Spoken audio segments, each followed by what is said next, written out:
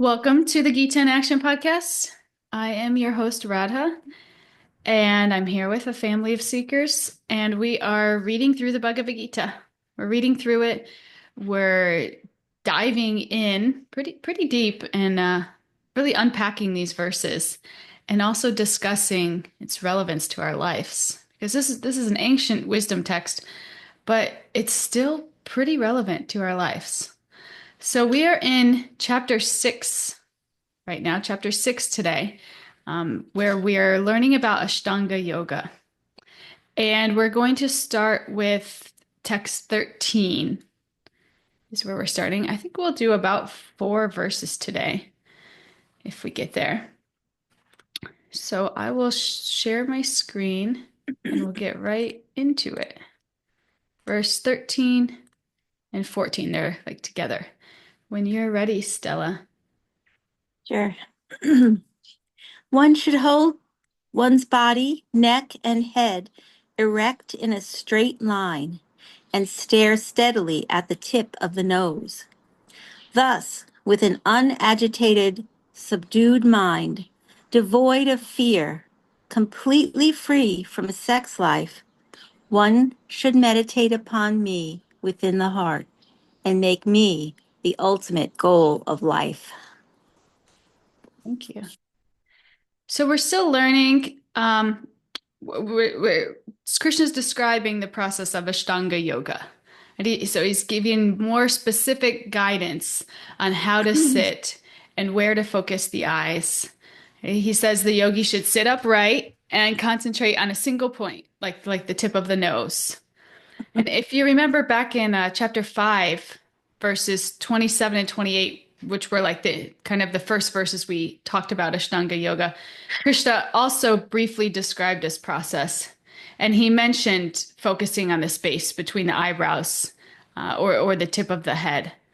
Right. And so the point, though, it's not so much which spot you choose to focus on, but more like why you choose it.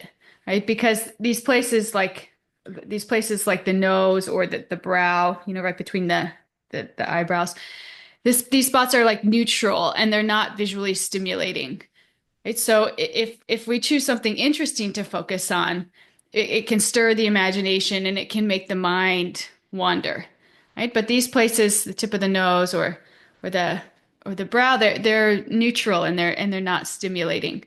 So that's kind of the focus there. I actually practiced this a little bit this morning. I was thinking about this verse when I was meditating. My eyes were closed, but I was focused on this spot, and it does just kind of bring everything together, right? It just kind of you feel steady and you feel focused, but not in a way that's making your mind wander away. Right? You feel focused like internally.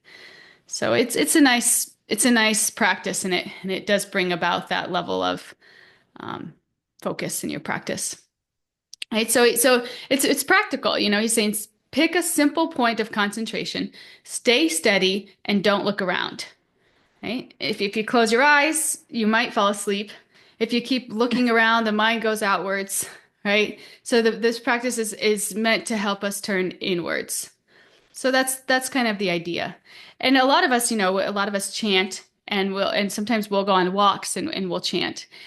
And even that, if we're going on a walk and it's like a new place or like whatever's going on, you're looking around and without even knowing it, like your mind goes there.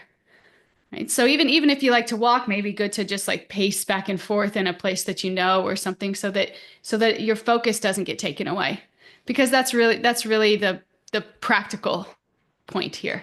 It's just notice if your focus starts to go away because your eyes, because your senses, are taking things in and correct. And this is a way that we can do that is by focusing on those things. And the mind, as we've talked about so much, it can be tricky and even dangerous. And if we're not careful, the mind can just drag us down with negative thoughts, right? Or false narratives or impulsive urges. It's like as soon as you sit down to meditate, all of a sudden your mind is just reeling on like what happened over the weekend or what you need to prepare for, or, you know, whatever it be. So to protect ourselves, we need to learn how to step outside of the mind's chatter, right? To shift our awareness somewhere else. So there's the Gita recommends two main approaches to do this. We can either go above the mind or we can go below the mind. So going above the mind means that we rise to the level of the soul. So when we're grounded in spiritual knowledge, when we're able to observe our thoughts, and we can observe our thoughts and we can observe our surroundings without getting pulled into the emotional drama. So this is when we go above the mind, we connect with the soul. It's like watching a movie instead of being caught in the script. Okay, and this detachment gives us clarity. We're not swayed by every thought or feeling, right? Because we can evaluate them and we can respond wisely. So we're stepping out of the mind and we're connecting with the soul. And that helps us to be the observer. So and we do this by regular spiritual practices, right? Especially through like spiritual meditation. And the most powerful form is this devotional meditation on God. So by focusing on the Supreme, we can reconnect with our deepest identity and give strength to navigate the mind's waves without being overwhelmed because we're rightly situated in our actual identity. Okay, so this is how we can get out of the mind by going up. So we can also get out of the mind by going down. And this means anchoring ourselves in the body. Right? So and this is another good method, right? You can focus on something tangible and physical, like our breath. Our breath helps us to get out of the mind, right? Or focusing on the tip of your nose or the space between your eyebrows. Right? These things pull us out of our mental loops and ground us in the present moment. So, and it could even be, like going on a walk or spending time in nature. These things can help us snap out of this mental overload, and they can be grounding, help us reset, reconnect. Right? So the important thing is that we notice when the mind is reeling, and we learn how to step out of it, rather than running away with it, right? Getting lost with it. And know that you can step up or you can go down. Whatever in the moment you're feeling like is most realistic for you. And in this way we protect ourselves from self-sabotage, right? And we gradually move towards this place of deeper peace and clarity that comes with self-realization. So much of this chapter and so much of what we've been talking about is dealing with the mind and understanding its nature, understanding its default modes, and then understanding what we can do about it.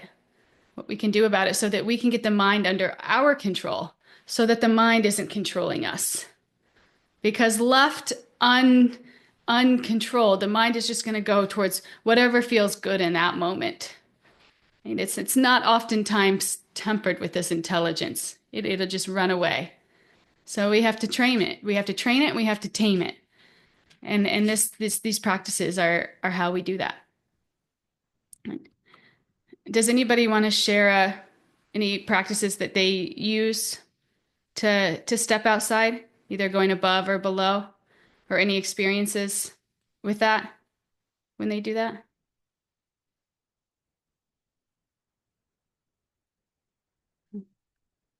Okay, we'll move on. So when Krishna says that when the mind becomes peaceful, fear goes away. So a person who's meditating in this way isn't sitting with their mind in a state of tension. Right? They're relaxed. They have this inner security. And this is what true meditation requires. We can't be like on the precipice of like a meltdown. Right? We have to have this inner security. And yet at the same time, going to the forest to meditate, like the yogis did, it's not so realistic these days. Like even if you can find a forest, it's not necessarily peaceful. And in this age, most people aren't even inclined, right, or able to leave society behind to practice this yoga in seclusion. So another element that Krishna mentions in this verse is being free from sex life. And we talked about this before, the idea of sexual indulgence, like getting over carried away with this sexual pleasure. It keeps the consciousness fixed at the physical level. And that's what, and as spiritualists, we're trying to unidentify with the physical level, right? We're realizing that we're too identified, overly identified with the physical level. So we're trying to rise above, right? We want to raise our awareness towards the spiritual. So in this way, this regulation becomes essential. This regulation of this sexual desire. Or if you're really practicing strict spiritual life, like brahmachari, they completely restrain this. They completely restrain the sexual desire so that this energy can be used elsewhere and it doesn't constantly pull away and distract and get you overly identified with this the physical level of reality. But in bhakti is so powerful because just by developing a taste for something higher, you naturally lose interest in the lower pleasures. And that's what we're doing here. And many of us have experienced, as you connect to the source of joy and love, right, that your desire for the lower pleasures just kind of fade away. Okay, so Krishna's just building the picture here. He's saying after regulating the body, the senses, and the mind, the final goal of yoga is to fix the mind on him. And that's the purpose of all this effort, this seclusion, this posture, gaze, discipline. It's to attain Krishna. That's the heart of the whole process. Not just inner peace for its own sake, but inner peace that leads to divine connection. And that's the purpose of the Ashtanga yoga path. Right? Because yoga at its core, it's about remembering and reconnecting with the super soul, with Krishna, the God in the heart, right? He who lives in every living being. So that's where this Ashtanga yoga path is taking us, to that ultimate connection in the heart with God. That's samadhi. Okay, so let's go on to 15, text 15. Whenever you're ready, Stella. Okay. Thus, practicing constant control of the body, mind, and activities, the mystic transcendentalist, his mind regulated, attends to the kingdom of God or the abode of Krishna by cessation of material existence. Thank you. So Krishna's saying here that someone who lives with steady regulation, right, controlling their body, their mind, how they interact with the world, he's saying they actually reach the end of this material existence. And why is because what usually keeps us trapped in the cycle of birth and death is our attachment to the body, and everything that's tied to it. So pleasure, pain, desires, ego, fear. But with conscious discipline, when we start to regulate some of these things that constantly pull us, right, the attachments start to loosen. So we're not letting the mind control us. We're learning to control the mind, because the mind is going to want those things, right? The mind is just like an untamed child. It's just going to gravitate towards those things. But when we start to regulate and we start to discipline ourselves, the attachment starts to loosen. And the body and the mind, they don't rule us, right? Our actions stop being reactive or self-centered. And instead, everything aligns with this deeper purpose. And in that alignment, we find that peace, that ultimate liberation. So that's why these first couple limbs of the Ashtanga practice, these niyamas and these niyamas, they help us to kind of ground in that, these do's and don'ts of interacting with the world and in ourselves. And in this way, we can become very regulated. We can become very controlled. And this is necessary for authentic connection with God. Because if we don't tame those things, they're just going to run wild. And in that running wild, we're too distracted to even connect, to even look up. And at best we're distracted. At worst we're just super bound and stressed and full of anxiety. And because these things are just filling up our lives that we know ultimately lead to to anxiety and stress and pressure and this just material reality. Right? So it's also at the same time, it's not, we're not like trying to repress ourselves, but we're trying to reclaim freedom through this intentional spiritual living. And this is something, a lot of like I grew up I went to a Christian church, and it was like all these rules constantly, and it felt like just another way for people to like judge other people and then separate each other, and also like create some kind of like who's high and who's low, and it's like it's not about that at all. It's about like, okay, what's the goal? The ultimate goal is connecting with God. Okay, now what do I need to get there? What do I need to get there? I need to keep this car clean. I need to keep this car running smoothly. I need to keep this car from running into other cars. And so in that, I'm gonna do my part to keep things running smoothly. And that's kind of the foundation of the Ashtanga yoga practice. Those first four limbs that have to deal with regulating the mind and the body, and to keep it steady so that the car can function properly and it's not running off the road or breaking down or running into other people or cars. And the Gita tells us this is how you experience real peace. And that's the true purpose of yoga. Right? Not just physical health or material success, but it's breaking free from material entanglement altogether. So that's why these rules and regulations exist. It's to keep us square, to keep us straight. Just like you have stoplights in the roads, so that cars can run smoothly, can coexist, and can each kind of function on their paths harmoniously without getting entangled together. And you have all these check engine lights so that you can make sure that your car is in good shape. That's what these niyamas and yamas are. They just keep us in good shape so that we can move forward steadily on the path.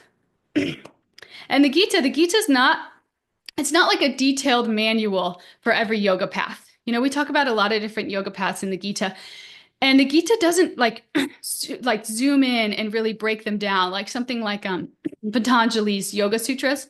That text really breaks down Ashtanga yoga. And that's kind of the purpose of that text, is to break down Ashtanga yoga. And there's other bhakti texts that go deeper into bhakti than the Gita does, right? But the Gita is more like a spiritual emergency guide. It's spoken on a battlefield in a moment of crisis. It's tailored for the person hearing it. If we remember at the beginning of the Gita, Arjuna's he's asking which way should he go, which path is best. Right? He already knows about the different paths. Arjuna is steeped in this culture. So he knows about the different paths. He knows about Yan yoga. He knows about Ashtanga yoga. Right? But his real question is, what should I do? And so that's Krishna's offering a big picture overview. He's highlighting the strengths and the limitations of the different paths. And then he's pointing him towards the most practical and powerful one for his situation. So as the Gita unfolds, Krishna is giving more emphasis to paths involving active engagement with the world, like karma yoga, and especially bhakti yoga. Ultimately, that's his recommendation. But he's not like diving into every technical detail. But he's just like laying the foundation, showing the principles so that he can guide Arjuna towards the path that blends action with devotion. So that's kind of what the Gita is doing. So when we zoom in and talk more about some of these details of this yogic path that aren't necessarily listed in these verses or the Gita, I'm just kind of trying to give you more context for what these paths are so that we can better understand, because we're not necessarily from that culture or that time where it's just like, you just know this, you just know what the different yogic paths are. And so that's why we're diving a little bit deeper in than maybe the Gita talks about, like for Ashtanga yoga specifically, when we talk about all the different 8 limbs and the yamas and the niyamas. Krishna doesn't so much explicitly talk about those, but we are, so that we can understand and we can have the context when he's kind of comparing the different paths. So just to give you just to kind of zoom way out and give you a little more context of the Gita, if that makes sense.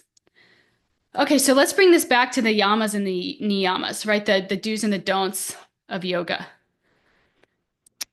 these we can think about them like the do's and the don'ts, but they're not just about control or restriction, like we talked about.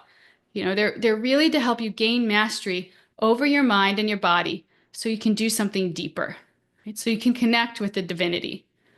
And you can't connect with divinity until you can loosen your grip on material attachments. So when we talk about the yamas and the niyamas, in the past class, we talked about what these are, right? And today we're going to go a little bit deeper into the fruits of what happens when we live by these principles. So kind of the results of what happens when we live by these principles. And in doing that, we'll be able to see how just following these principles help us stay in our lane. Help the car, help maintain the car so that it can go forward to its destination. Right? Like we'll start with the yamas. So to talk about like ahimsa, for example, like nonviolence. When we genuinely let go of hostility towards others, people, that energy, people can feel that, and that energy kind of shoots back at you. Like people naturally let go of their enmity towards you. Right? And the peaceful attitude just softens your environment. And this creates harmony. It's like what you're putting out there is what you're attracting. And so when we can put that energy out there, this energy of nonviolence, this is what's reciprocated back to us as we're on that journey. Right? And this creates peace and harmony in our environment. And so, or the next one is truthfulness. Truthfulness. You think about this, like, our words carry real power. What we say becomes meaningful, and it tends to become true if it's rooted in honesty and integrity, and it becomes true. It creates, again, just this very aligned environment internally and outside. Right? So these principles are all about creating this harmony inside and outside. And so when we speak with this level of truth, we feel that, right? And our environment feels that. Same with non-stealing, right? And not just avoiding theft, but releasing possessiveness, this possessive mentality. And when we do this, naturally, just wealth and abundance will flow to you when you can let go a little bit. When you can let go of like trying to claim everything for yourself, things will just naturally come to you. I feel this. I see this in my own life all the time. If I'm like trying to be extra controlling, and it's like when I can let go of that a little bit, I see that things just like arrange much better than I would have even done it. Right? And then brahmachari. We've talked about this restraint, this sex desire restraint, or sex indulgence restraint. Restraining sex indulgence, right? So this is about conserving the vital energy, because everybody has this power, but when we indulge excessively, that subtle power, it scatters and it weakens. So if we can conserve it, it transforms that energy into strength in other areas of our lives. And it helps you, if you can shed this, you can start see things more clearly. Right? And everything, you start seeing everything as just like that natural flow of karma, rather than like something to cling to. Right? So the yamas, they're not rules, but they bring practical results that change how we relate to ourselves and how we relate to others. So they help us live with clarity and with strength and with peace. So that's the purpose of them. Again, it's not to say like you're good, you're bad, you're advanced, you're not. It's just creating this harmonic environment inside ourselves and in others, so that we can all go towards our final destination in a way that is congruent and aligned. And so these niyamas, these inner disciplines, right, that help us grow spiritually from the inside out, they also bear these same kind of fruits, right, that keep us in order. They're more connected to the actual vehicle itself, keeping the vehicle running smoothly, like cleanliness is the first one, right? It's not just about outside cleanliness, but it's about inside, like mental and emotional purity too. Right? And so when those things are clean, we detach from this illusion that our value depends on external things, like how we look or what we own. And it creates space. This mentality creates space both outside and inside. And it makes it easier to let go of material attachments. And so we're not getting too caught up on the externals. We're staying clean in our mental and our emotional states. And it keeps us focused. Another one is contentment, the art of choosing satisfaction, right? And this squashes the mentality where I need more and I need to control to be happy. And this, I remember I was in New Vrindavan just this past weekend, and it was like so hot. It was so hot. I had my baby, and I was with my friend, but my husband wasn't there to like help me, you know? So it was like just I was just like everything was irritating to me because it was like, oh, I have to go to the bathroom. Oh, I'm upset. Oh, it's too hot, but because I have to carry my baby and it's like a pain, or it's like too hot and we're both just sweating profusely and I'm like frustrated. Every little thing. And so after that first day, I was like, okay, I need this is just like taking over my mind. This just like everything is unsatisfactory. So tomorrow I'm just going to choose to be grateful. I'm just going to choose to be grateful and I'm just going to choose to be satisfied. And it was like just that decision made my whole reality different. It's like my mind wasn't caught in all of these loops of like frustration and and irritation and it's just like dissatisfaction that was like so distracting from what I was actually doing and why I was actually there. Right. But when I was grateful for like everything that unfolded around me, like my daughter woke up at 4:30 a.m. the next morning. And I was like, okay, you're going to be grateful. You're going to be grateful. You're going to be satisfied. So I just like put her in her carrier. I went to the morning program and I was like, wow, I'm so grateful that my daughter woke up early and I can go to the morning program. And then she ended up falling asleep for like 3 hours. So I got to do the whole morning program. And it was like just pure bliss, right? But it was just like deciding that I was going to be grateful. Whatever happened, I was going to be grateful and I was going to be satisfied.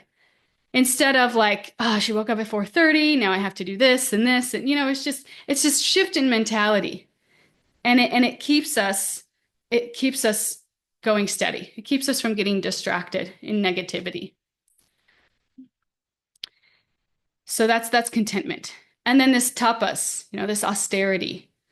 When we say no to distractions and indulgences, it burns away these impurities, right? And it builds this real inner strength, right? This physically, emotionally, spiritually, when we can practice that discipline. We all see this in our own lives, when you decide to practice discipline, maybe maybe just in your eating, maybe in your routine, maybe in your spiritual practices, whatever it is, you start to see that it keeps you pure, right? It burns away those impurities and it builds that inner strength so that you can engage in those practices more, right? Those practices that lift you up. And then self-study, especially through sacred text. This connects us to deeper truths, right? It helps us understand that God, not ourselves, is the center of the universe. When we continually come back to these sacred texts, we study this, our vision starts to change, and we start to see this more often in our everyday lives. We start to understand this more often, and we start to realize this. And then the last one is surrender to God, right? That leads to perfect samadhi, this complete spiritual absorption. So this is yoga's ultimate goal, right? Living in loving connection with the divine. And not just during meditation, but in every moment. Okay, so those are the five yamas and the five niyamas that bear these fruits that ultimately assist us on our way. Does anybody want to share how any of these experiences with these fruits or these spiritual disciplines have brought more peace, clarity, or strengths, or what's helped you cultivate that?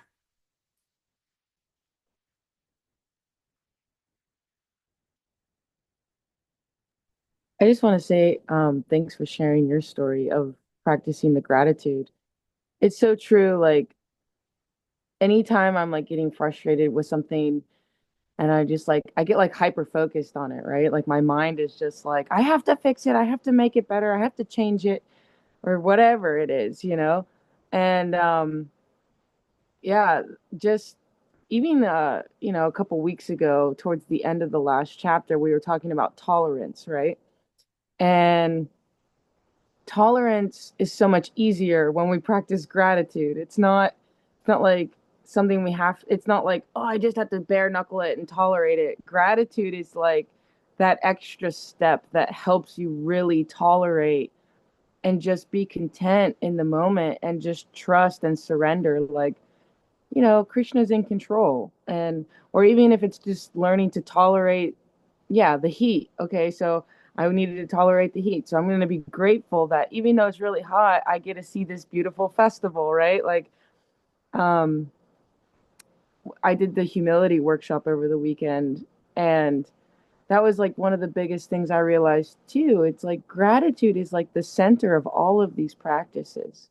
Like even when it comes to humility, the main like crux of humility is understanding that, you know, really I'm not capable of doing anything unless Krishna gives me the power to do it, right? Mhm. And so Yeah. just being grateful that Krishna even gave us the ability to do anything, right? And gratitude just switches everything. Like Yeah. it's the best practice. Um, so that's definitely one I try to remember to practice, but again, it's a practice. So thank you for Mm. Yeah, thank you. Thank you for sharing. Yeah, that was actually like a theme in my guru's lecture when he gave initiation was gratitude. And I remember thinking like, wow, he's talking about something so simple. Why is he talking about this? But then it was just like so relevant. You know, it's a whole game changer for your spiritual life and your material life. But if we could just be grateful. I love what you said there too, connecting it with humility. Yeah, it's so important. Thank you. to me it's like I'm like getting this deeper realization of how it's like it's the crux of everything. It is Yeah. what makes material life spiritual. Because if we're Yeah. grateful, even for the material, we understand that it's coming from something beyond us, and it automatically makes it spiritual. It's like really the crux of it all. I don't know. That's just like the Yeah. deeper realization I'm having, but thank Yeah. Totally. Or even being grateful for things that don't seem so pleasant in the moment. And just being grateful, understanding that they're like custom made for you and your spiritual growth and your advancement. And if we can see them like that, then they will be that. They will help us evolve. yeah, and we'll heal a little faster from it, you know. Like it's Yeah. something that is kind of traumatic.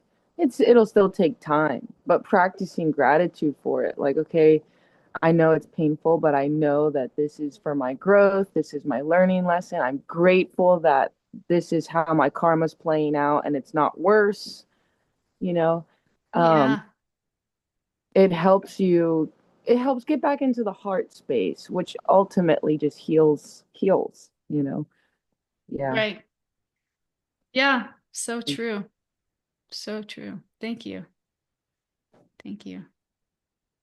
Does anybody else want to share how any of these 10 principles helps keep your car in working order or helps keep your car from running into others? Yeah, please, Maria. Yeah, thank you, Mariah.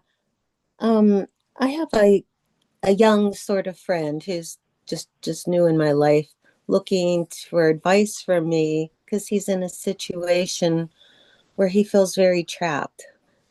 And all that was coming to me was for him to look at the pluses and to be grateful for those until Krishna moves him forward in other ways.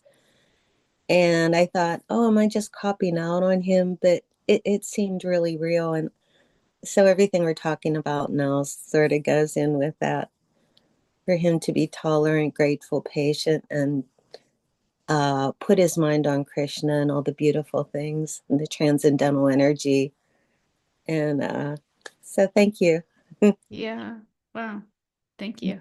I resonate with that so much, not to take over again, but I resonate with that so much because especially coming back into my spiritual practice again in the past couple years, I was like, oh, I want to be closer to the temple I'm always wanting to be somewhere I'm not, right? Like, Mm.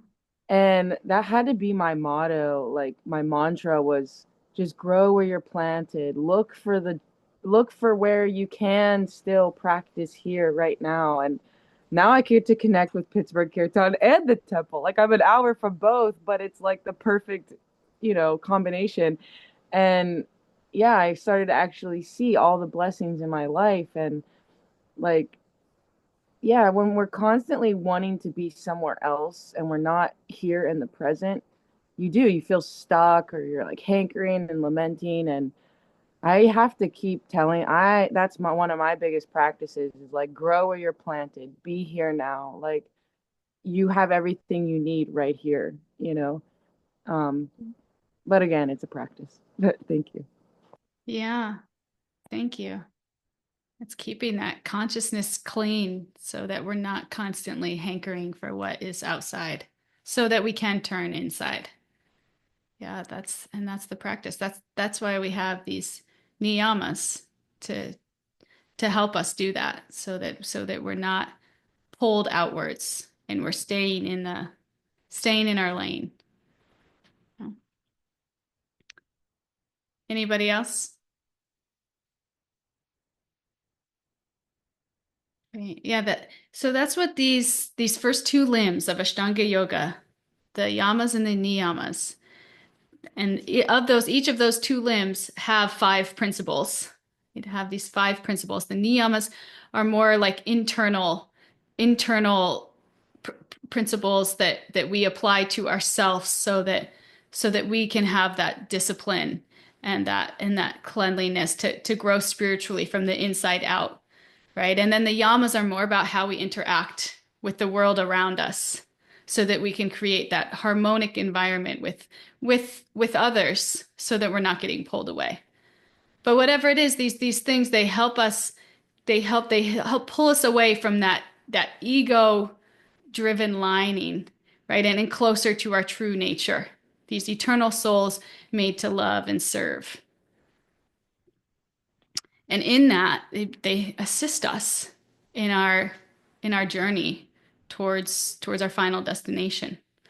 So those are the first two limbs of Ashtanga. And then the second two limbs, or the third and fourth limb, right? Pranayama, this breath control. This helps focus the energy. It helps focus our energy. And then pratyahara, this withdrawal of the senses, it teaches us to shut out distractions. So together with the other limbs of Ashtanga Yoga, these practices guide us to control the mind and the body, which is so necessary. Going back to the first verse we talked about, even today, it's like paramount. It's like so important to control the mind and the body if we really want to connect with God. If we really want to connect with God, we have to clean up the mind and the body, and we have to stay in our lane. Or that connection is going to be pretty difficult. So I'm kind of going again deeper into the Ashtanga yoga than the Gita does, but that's just to kind of break it down and help us to understand the path, what we can learn from the path so that we can use and apply in our own lives. And then as Krishna goes forward and talks more about the recommended path, bhakti, we can also kind of understand the similarities and the differences and why he's ultimately recommending bhakti. Because this Ashtanga yoga practice, it's super difficult. I mean, to get to this place where you're following all these things, and then you're turning inwards, and you're completely absorbed in God in the heart, and you're sitting in the force, and you're just completely. I mean, that's a tall order in this age. So, but there's a lot of principles that we can learn and that can help us as we practice bhakti yoga. Right? So 16. Let's move on to 16. This will be our last verse for the day. Oh, this is a nice one too. Whenever you're ready, Stella. There is no possibility of one's becoming a yogi, O Arjuna. If one eats too much, or eats too little, sleeps too much or does not sleep enough. Thank you. Okay, so if there's one thing I want us to walk away from this class today, is that these regulations, we're so used to having these things in our mind, like, oh, I ate too much, I'm a pig, right? Or I slept too much, I'm lazy, right? We just like, I don't know about you guys, but I label myself like this, right? And it makes it's not good for us, right? The narrative, it's like, it's very ego-centered. It can be very negative, and it doesn't like inspire you to do better, right? If anything, it does the opposite. But what we're learning here is that these rules and these regulations, it's only so it inhibits, or it allows us to connect sincerely with the divine, right? If we can do this, if we can do this, if we can regulate our eating, if we can regulate our sleeping, right? These are two big things that oftentimes pull us away. They oftentimes pull us away because we get so we get they kind of take us over, right? Then this is why Krishna is emphasizing the importance of balance. So it's not about being good or bad or being strong or weak, right? It's just about what the maintenance that we need to do for this vehicle so that we can connect authentically with God. So it's more from like a place of love than like a place of scarcity or a place of like, you're not enough. It's like for this loving connection that we all crave, these things are necessary. And so let's try to practice them a little bit more in the mood of I'm craving this loving connection, not in the mood of like I'm bad or I'm not enough or and that's the default mode of our mind is we tend to default to that narrative. Right. So that's kind of what's beautiful about the Ashtanga yoga practices is, and what we're talking about today is how these principles, if we can plug them into our lives and we can live by them just a little bit, it will help us to connect with God more sincerely. And that's why we're doing it. That's why we're doing it. That's it.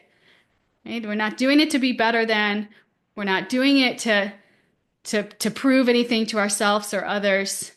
Right? We're not doing it so that we can be super skinny or super successful. Right? We're doing it so that we can connect with God more sincerely. And even that intention is like creates a softness around it because it's motivated by love and it's not motivated by fear. So these principles, not eating too much, not sleeping too much. The Ayurvedic, like Vedic principles recommend that the stomach be filled 1/2 with food, 1/4 water, and 1/4 air. So it's like you stop eating before you're even full, before you feel super full. And this promotes like a lightness, an alertness, a digestive health. And that's conducive to meditation and into self-discipline. Because if we eat too much, it's like our body's like weighing us down. And then all this energy that like food should be supplying us, it's like used to digest too much food. You feel sluggish.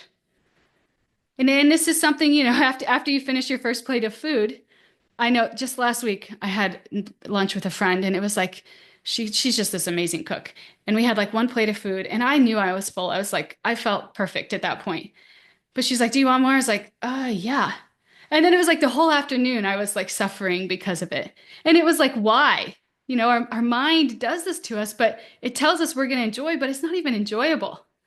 It's not even enjoyable. And it makes us feel drained, right? And then sleepy. So this is a spiritual principle. We need to eat light, and that will keep us alert. And again, we'll keep our car in order, driving towards a destination. It'll keep us from having to pull over and rest, right? So this is an important principle. And sleeping too much can make us lazy, right? And we know sleeping too little can make us feel restless or unfocused. It's like sometimes you wake up early to meditate and you're like so tired that you can't even focus. You're like, this is counterproductive.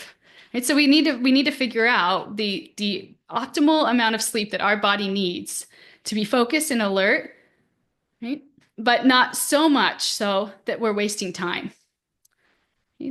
Because we all know nobody has enough time. Right? So we have to kind of be aware of that and set up our lives accordingly so that we can be productive and well rested. So most of us know that this self-regulation is important, right? But again, it's tough because our minds often work against us. Because our minds are programmed. They're just like little primitive machines. They're programmed that enjoying the senses, like eating, indulging, having fun, that's the point of life. So that's what our mind is going to go towards, right? And then any kind of regulation, it feels like it's a limitation. Like if eating makes me happy, why should I cut back? But the Gita is changing our perspective here. It's like rewiring our mind and teaching us that this body, it's just a vehicle for our true self. Our true self is the soul. The body's a vehicle. And the soul is spiritual by nature, right? And our goal is lasting happiness through this spiritual growth and connection with divinity. And this vehicle is just helping us to get there. So we have to maintain it so that it doesn't inhibit us from getting there. And by these principles, this is how we do that.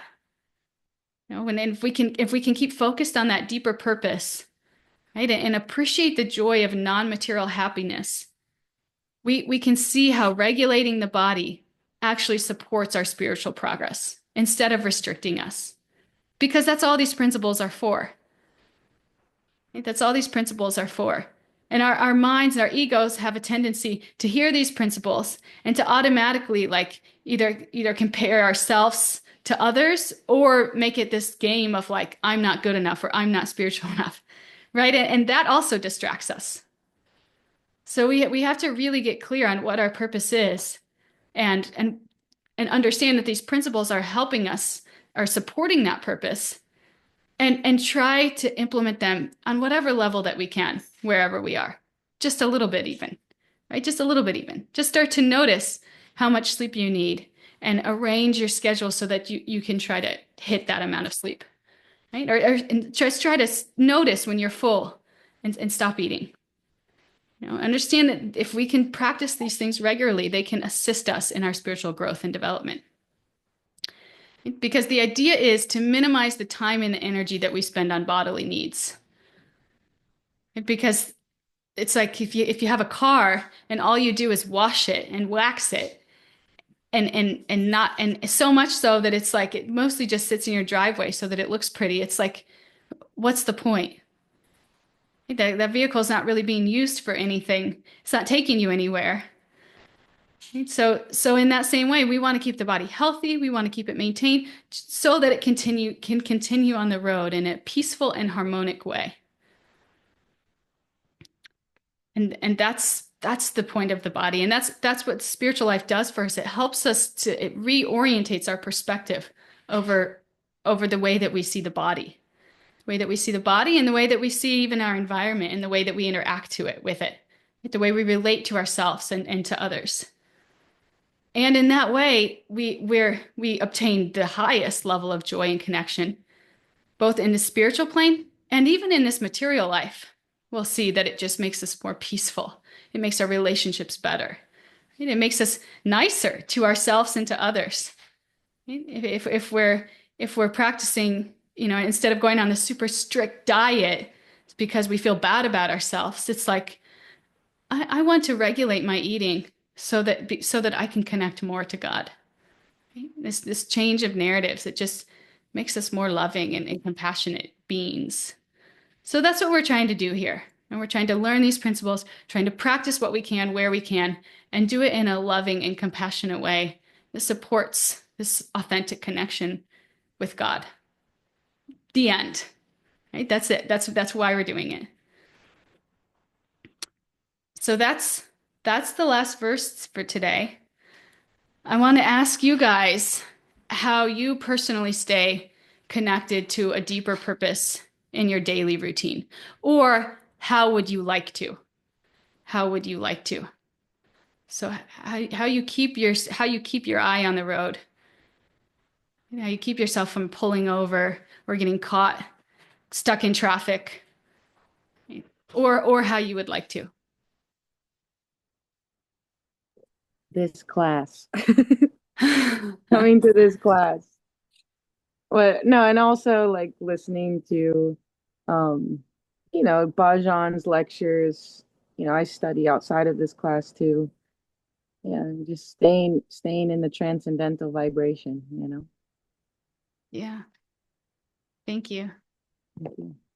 Yeah, I started putting like well I mean it's something you do when I remember, but I'm trying to be more intentional about just like putting on kirtan during downtime. Like if I'm just like cooking or even just like playing with my daughter, like it's on in the background so that it's just constant reminder, that constant upliftment. Yeah. Anybody else?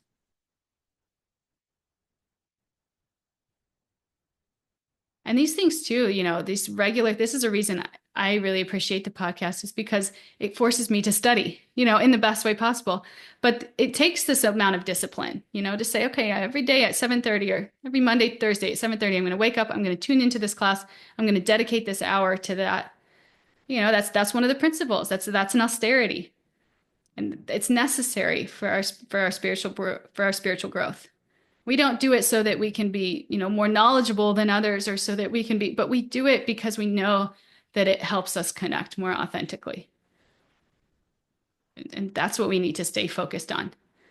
And notice when we're even deviating from that intention as we're trying to implement these principles more in our lives. Because to the degree that we deviate from that intention, it's to the degree that they're not really going to work on us, right? That intention is going to distract us from our actual goal. So we have to be mindful of that as well. Anybody else want to share? Any principles from that we talked about today that you want to implement more in your life? You feel like you've become a little lax on, or maybe that you do really well?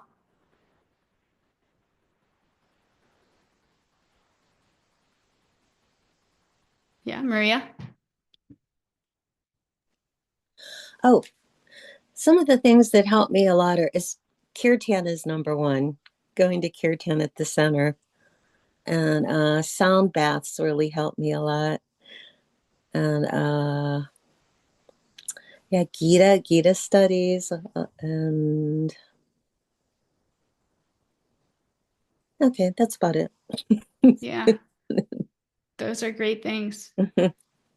I like sound baths too. Sound baths are like such a release. It's like things that are just like held into your body, just like release out, and you feel so light afterwards. Yeah, those things are important too for like, again, body maintenance, exercise, these things that help relieve some of this stored tension in our body. Because again, our bodies can be a distraction to where we're going if they're not maintained. So, yeah, Stella. Um, yeah, it's so I was listening to everybody and I couldn't think of I can't think very well because I had a really bad migraine this weekend, like pretty severe. And so I was sitting here going, I can't contribute. I can't think of a thing. And then it just came to me by Krishna's mercy, I think, that I was suddenly grateful that I wasn't speaking, although I am now. I'm just listening. Like I can't think today as good because but I can listen.